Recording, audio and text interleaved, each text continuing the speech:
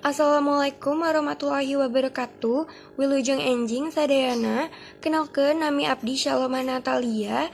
Salami babaraha menit kapayun, kuring bakal ngalaporkan kasus Rajapati atau pembunuhan. Anu terdakwa dina kasus pembunuhan Laila Tolona Soki Halawa dihukum 20 tahun penjara. Panel hakim mendakan Tolona Soki kaliru kusabab Rajapati anu ditetepkeun.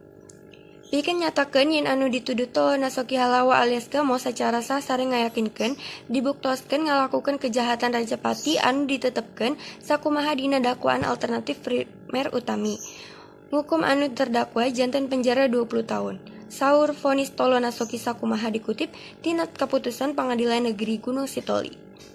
Putusan-kaputusan dipimpin ku panel hakim anu dipimpin ku Taufik Nur Hayat sareng anggota hakim Ahmad Syah Ade Muri sareng Muhammad Yusuf Sembiring.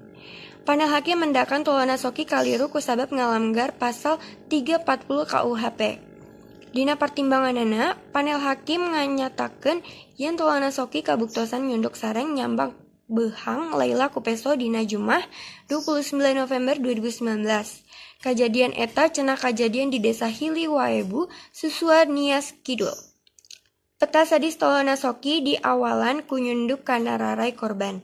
Korban cenah lumpat sareng ngagorowok, tapi Tolona Soki cenah nyunduk korban sababaraha kali dugi ka korban murak.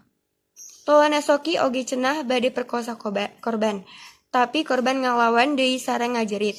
Tolona Soki teras nyiwit di koro korban sareng nyababkeun korban maut di tempat kejadian. Salaku tambahan, panel hakim menyatakan yen aya sekitar 87 luka tusukan di sakujur awak Laila.